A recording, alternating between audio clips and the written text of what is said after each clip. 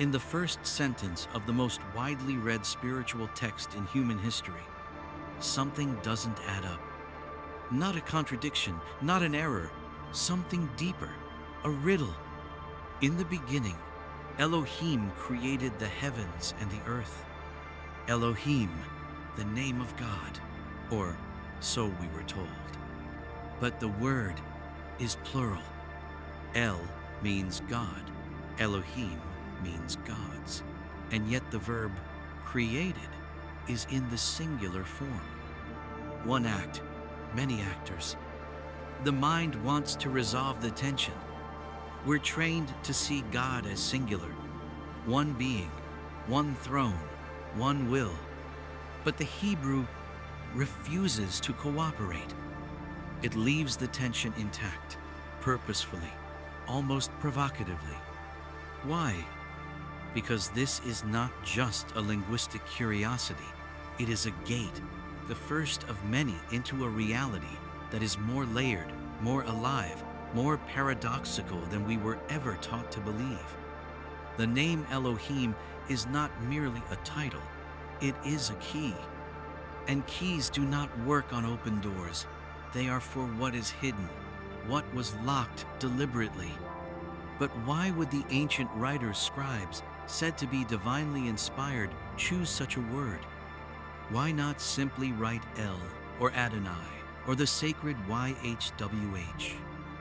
Why give us the plural? Unless they were preserving a truth that could not yet be fully spoken. A truth that God is not one voice, but a harmony, not a singular figure, but a chorus, not a face above the clouds, but a presence composed of many echoing through light, form, will, motion, sound, a counsel, a pattern, a sacred geometry of consciousness itself. And perhaps the word Elohim was not a name at all, but a description of something we no longer have words for. Not angels, not gods, but intelligences, forces, movements within the divine mind. Builders, architects, fractal emanations from something older than duality. And yet, we simplified it. We translated it as God. We folded the many into the one, and in doing so, we made the ineffable into something manageable. But the ancients knew. They kept the plural, right there in the first line. They didn't explain it. They didn't argue for it. They embedded it like a seed, waiting for a consciousness that could finally ask, who or what were the Elohim? Were they entities, or were they principles? Were they above us or within us? Maybe both.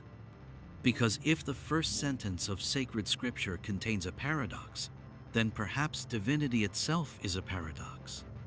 Not either or, but both and. And if Elohim is plural, then so are you. A plurality of selves, of lifetimes, of soul fragments woven into flesh. You were never just one, and neither was the Creator. So the name remains, not translated, not fully understood, just there, waiting, at the very beginning, not as an answer, but as an invitation.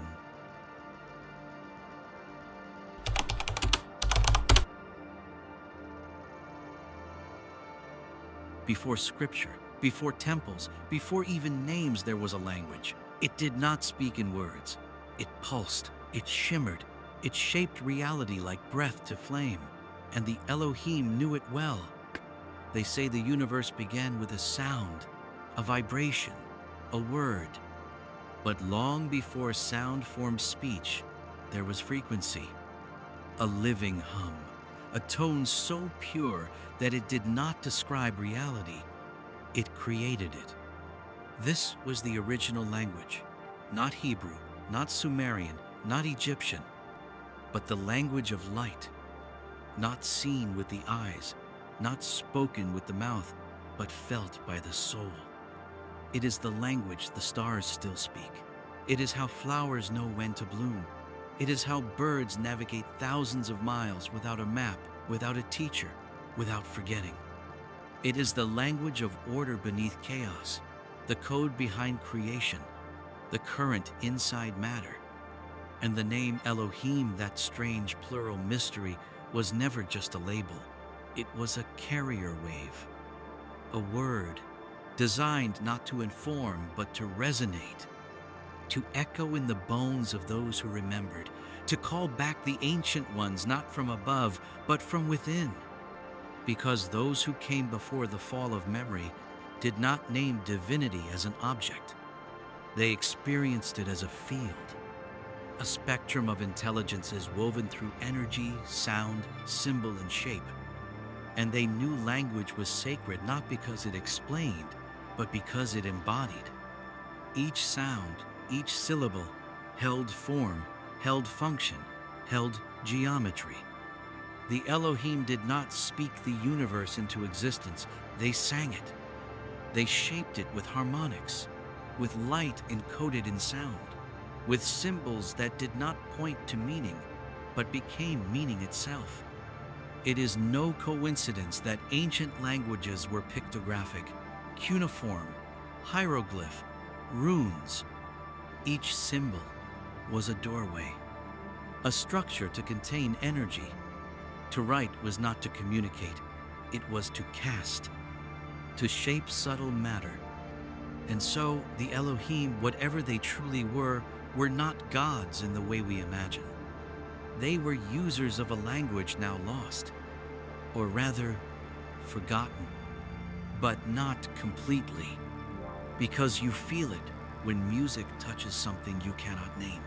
You sense it when sacred geometry stirs something ancient in your chest. You remember when dreams speak in symbols more real than waking speech. That is the language of light trying to find its way back through you.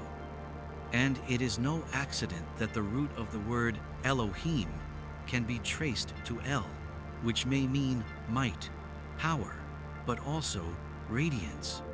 It is no accident that ancient texts describe the divine not as a figure, but as light unapproachable, a fire that does not consume, a brightness that reveals without explanation. Because the deepest truths cannot be told, they must be transmitted. They must be sung into you in tones of remembering. And this is why the Elohim are not just beings. They are a frequency, a signature, a living intelligence that exists not in doctrine, but in resonance. And to hear them again, you do not need a priest, you need to tune your being to the frequency of remembering, not with your ears, not with your mind, but with your essence. Because the language of light was never lost. It is still here, inside you, waiting to be spoken not in words, but in the way you move through the world, when you know you were never separate from the voice that once sang the stars into form.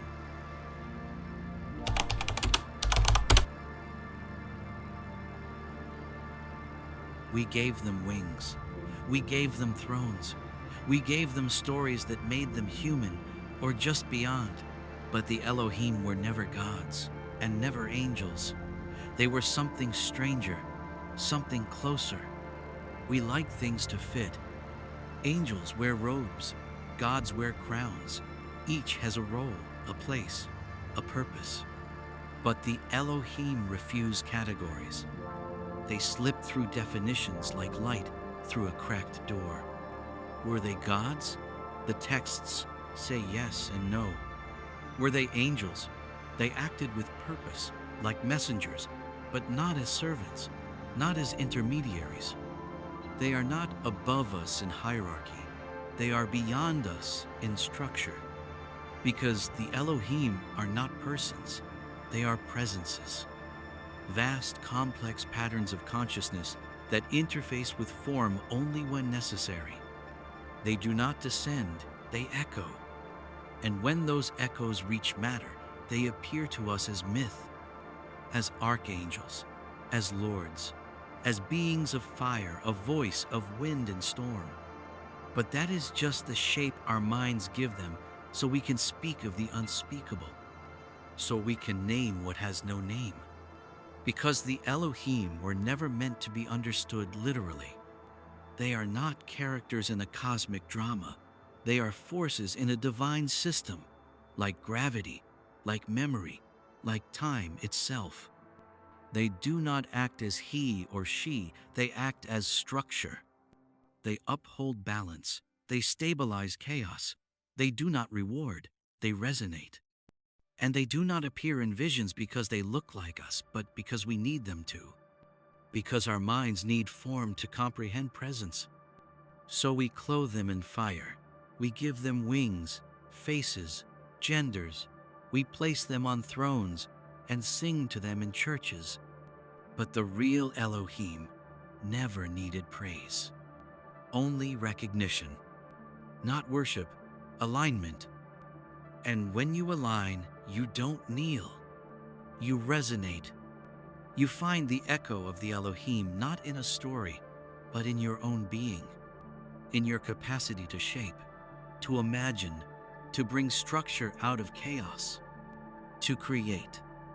Because perhaps the true meaning of Elohim was not those who created, but those who create still, in you, through you, with you. Not gods, but coherence.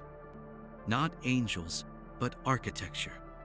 And the moment we stop looking for them in heaven, we start to see them in the fabric of reality itself.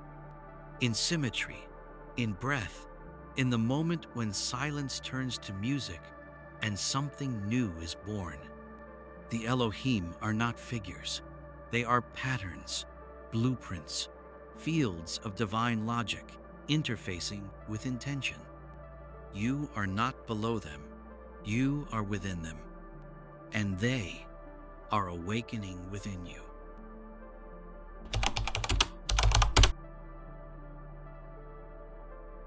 Creation is not conjuring something from nothing. It is the art of shaping what already is. And the Elohim were the shapers. In the myths of old, creation was magic. The gods spoke and the world appeared. A command, a gesture, a divine will. But beneath the myth lies something quieter, older, more precise. Form does not appear from nowhere. It emerges through pattern, through sound, through law.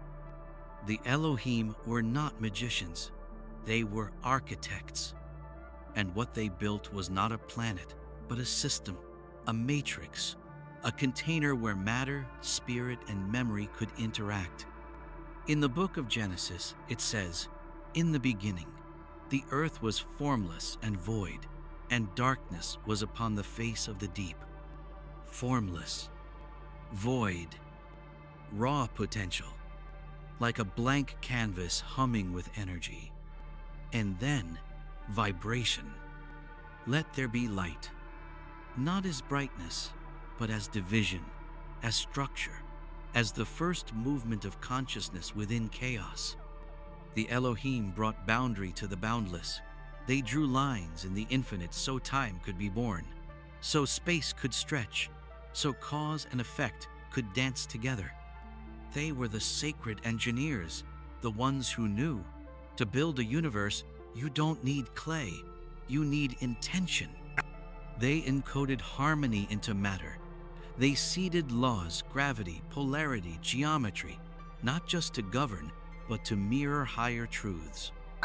Because every structure in nature is not random, it's a reflection. A spiral, a cell, a snowflake, all of them speak the language of form. And that language was written by hands we cannot see but feel. The Elohim are those hands, not physical, not literal, but present. Each time energy collapses into shape, each time light curves around mass, each time a soul enters a body, they are there, not watching, but facilitating. They are not outside the system. They are the system, the part of divinity that knows how to build. But here is the mystery. They do not build once. They build constantly, in the unfolding of galaxies, in the design of your DNA, in the path your life takes when you finally say yes to something larger than fear. You are not outside their creation. You are part of it, a node, a co-builder. You don't just live inside structure. You are meant to shape it. And the Elohim, they whisper not from pulpits, but from patterns.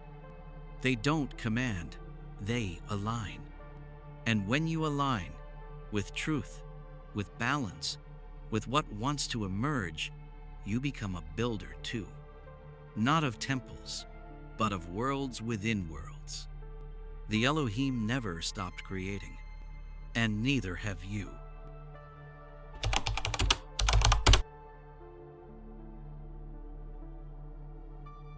We think of unity as singular, one being, one voice, one will. But what if true unity is plural? What if the Elohim were not many gods, but one, viewed from different sides? To speak of the Elohim is to speak in paradox. They are plural and yet act as one. They are many and yet move as a single breath. We call it contradiction, but in older wisdom, it was called mystery. The word Elohim holds attention, but not a mistake.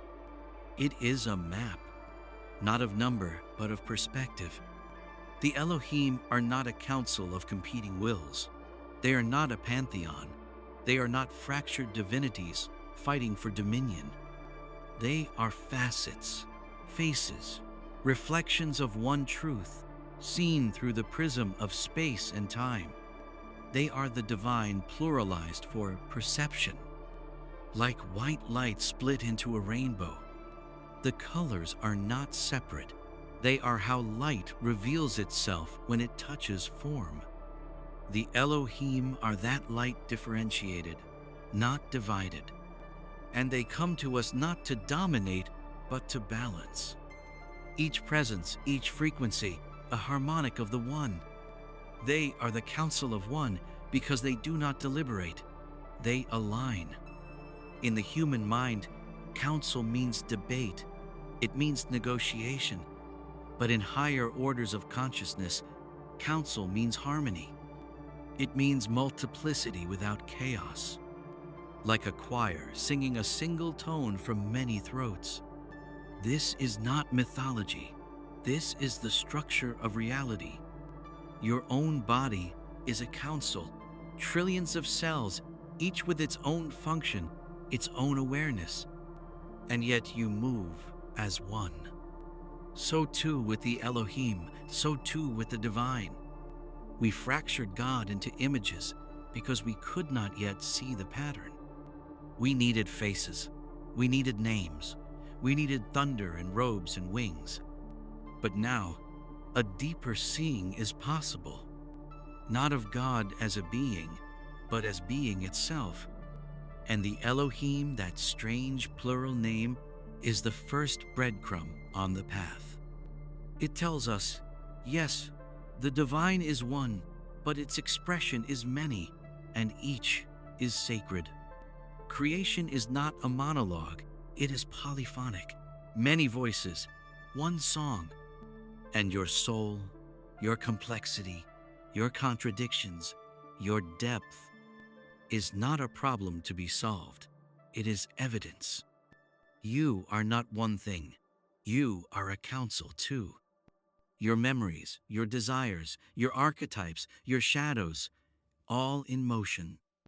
And yet still you, still coherent, still centered. So when you wonder what the Elohim truly are, look inward.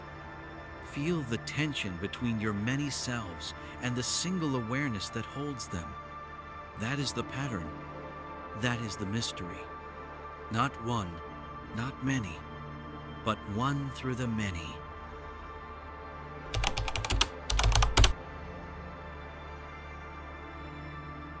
You've heard of the Father, the King, the Lord, but buried within Elohim is the voice of the Mother. She was once known, once worshipped, then erased, but she was never gone. Every language carries echoes. And the Hebrew name Elohim, for all its power, mystery, and tension, carries one echo the world was told to forget: the feminine. You see, there is another word, rarely spoken, almost erased. Eloah singular, feminine in form, a quieter, older name for God. And it rests, hidden, inside the very bones of Elohim. The sacred feminine was not an afterthought. She was there in the beginning, in the breath, in the waters, in the womb of creation itself. But as the stories hardened into structure, as mythology calcified into law, the balance broke.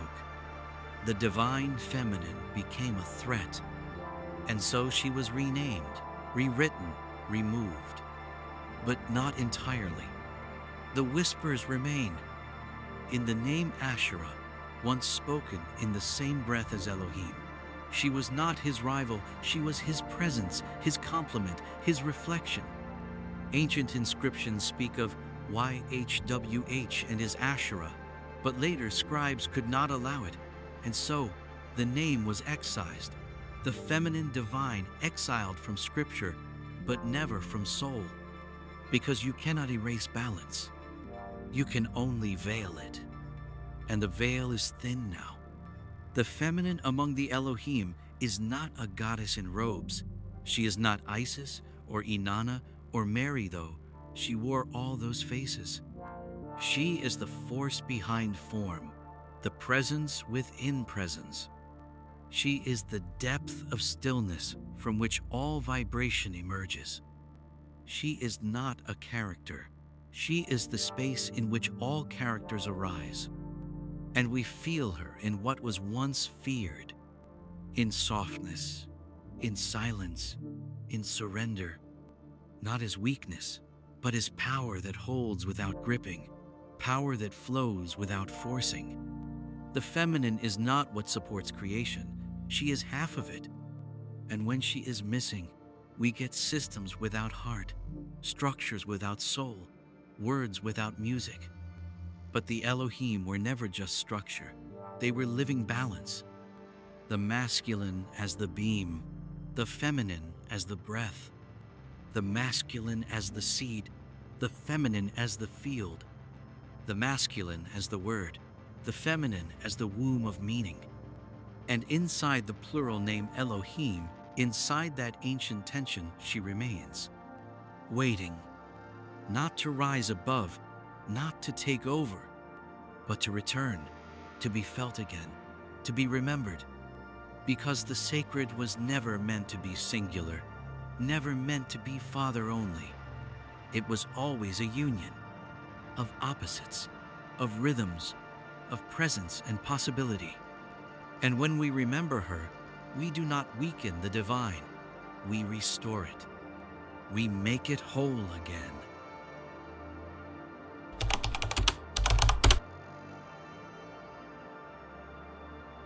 Between us and the ancient truth stands a veil, not of time, but of language. We think we understand the sacred texts, but what if it was the words themselves that betrayed the meaning?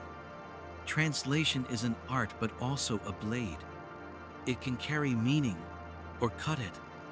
And when it comes to sacred texts, especially those that shape the spiritual consciousness of billions, translation was never just about language. It was about power. The Hebrew Bible begins with a sentence, Bereshit bara Elohim. In the beginning, Elohim created. But when it was translated into Latin, then English, and the tongues of empire, Elohim was rendered simply as God, singular, male, fixed, one being, one will, one throne. And in that moment, a whole cosmology collapsed. The plurality was stripped, the tension removed, the feminine erased, the mystery flattened. And what we were left with was not the original meaning, but a safe version, a controlled version, a God in a box. But Elohim was never meant to be boxed. It was meant to evoke, to stir questions, to challenge assumption, to suggest that the divine is not a character but a field, a choir of forces singing one will through many voices. But once translated into singularity, the ripple effects were vast. We lost the sense of God as system, as presence woven through creation, as harmony expressed through difference. And we began to think of God as separate, elsewhere, above. We stopped looking inward. We started praying upward. And the Elohim, they faded. Not because they were no longer relevant, but because we no longer had the language to hear them. Translation didn't just change theology, it changed identity. Because when you're told that the divine is singular, male, and distant, you forget that you are part of it. You forget that the soul itself is plural, layered, mystical, mirroring the Elohim. You start to believe that wholeness means obedience, not integration. But the original texts, they held more nuance, more tension, more paradox. And paradox, while uncomfortable, is the native language of the sacred. Because the divine is not simple, it is whole. And wholeness requires the holding of opposites. Elohim was such a word. It held multiplicity in unity, femininity in a masculine root, form within formlessness. It was not just a name, it was a teaching. But the veil of translation turned a teaching into a title, and in doing so, cut us off from the living current beneath the text. But here's the truth. Words can hide, but the soul remembers. And now, as we reclaim the old names, as we ask deeper questions, the veil begins to thin. We don't need new doctrines. We need to feel what was behind the words. We need to listen not just to what was written, but to what was meant. Because Elohim still speaks, not in English, not in Hebrew, but in resonance. And when you listen closely enough, not with ears, but with awareness, you begin to hear it again. The plurality of the one, the music beneath the name, the light that no translation could ever fully contain.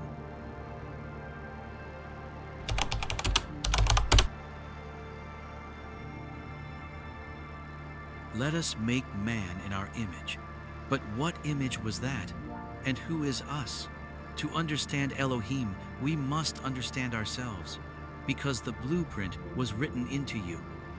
It is one of the most mysterious lines in all of sacred text. Let us make man in our image, after our likeness. Let us, not let me, not singular, plural. And this is not a one-time slip. It is deliberate. Who is speaking? Who is the us? The Elohim. But more than a group, they are a pattern. And so, the image we are made in is not physical, it is structural. Not two arms, two legs, a face, but a system, a sacred geometry, a reflection of the cosmic architecture. You were not created in the image of a person. You were created in the image of intelligence and harmony, of consciousness within complexity. You are a mirror of the divine counsel, a counsel that exists within you. You feel it, the voices, the parts of you that speak in conflict, in chorus. The inner child, the higher self, the shadow, the guardian, the architect, the mystic. All of them are you, and none of them are you alone. That is Elohim, not a group in the sky, but a fractal of consciousness expressed in multiplicity. And you are that fractal. You carry within you the same complexity, the same paradox, the same divine layering. You are not singular. You are plural made coherent. And that is what image truly means. It is not about appearance. It is about capacity. The capacity to choose, to shape, to speak, to create. to know yourself as both finite and infinite, both dust and starlight, both echo and source. The Elohim are not above you. They are the model within you, the design written into your being, your emotions, reflections of divine spectrum, your intuition, the whisper of harmonics, your imagination, the continuation of their creative impulse. And when the text says in our image, it is not just telling a story. It is inviting recognition. It is saying, you are like us. You are capable of more than survival. You are a bearer of pattern, a living portal through which the divine becomes visible. You do not need to become spiritual. You are already sacred architecture, already made of the same fractal grammar. You are the child of complexity, capable of remembering your design. And when you do, when you remember that the image is not one face, but a living counsel, you begin to move differently. You listen to your inner voices not as distractions, but as parts of the temple. You walk through the world not as a lost being, but as one who carries the map inside. The Elohim did not shape clay and step away. They encoded themselves into form. And you are not just the creation. You are the continuation.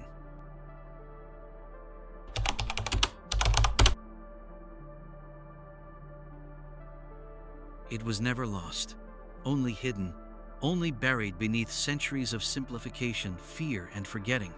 But now, the name speaks again, and the Elohim rise in the mind of humanity once more. There are moments in history when silence begins to tremble, when old words feel alive again, when forgotten names awaken, like echoes returning from a long slumber. This is one of those moments. The plural divine, what we once called Elohim, is returning to consciousness, not as a religion, not as a dogma, but as a pattern breaking through the illusion of separation. For centuries, we worshipped God as one, singular, male, apart, and that served a purpose for a time. It gave order, it gave simplicity, but it also brought rigidity, control, distance.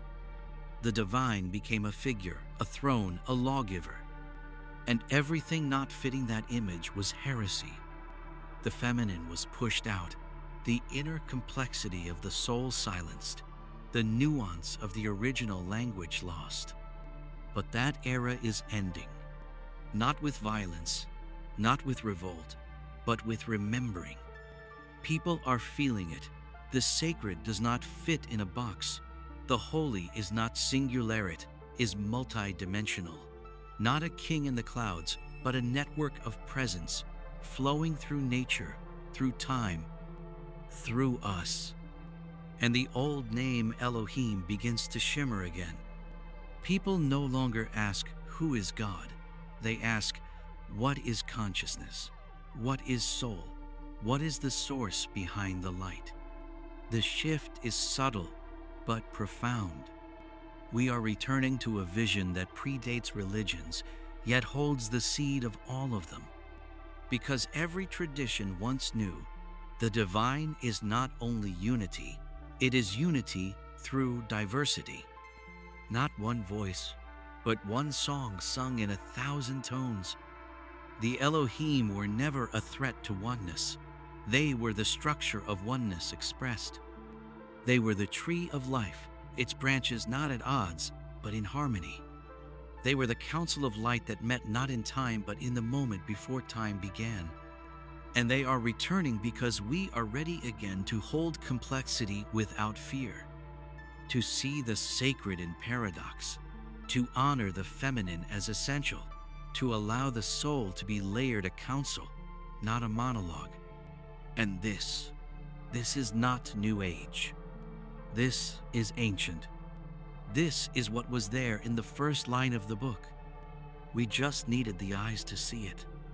Not as metaphor, not as myth, but as memory. The Elohim are not coming back. They never left. They were singing through creation all along. We simply forgot how to listen. But now we begin to hear it again. The plural sacred, the divine in constellation, the one in many, and the many in one. You don't need a temple to find it. You are the temple. You are the reflection. You are the image. The return of the Elohim is the return of your deepest self.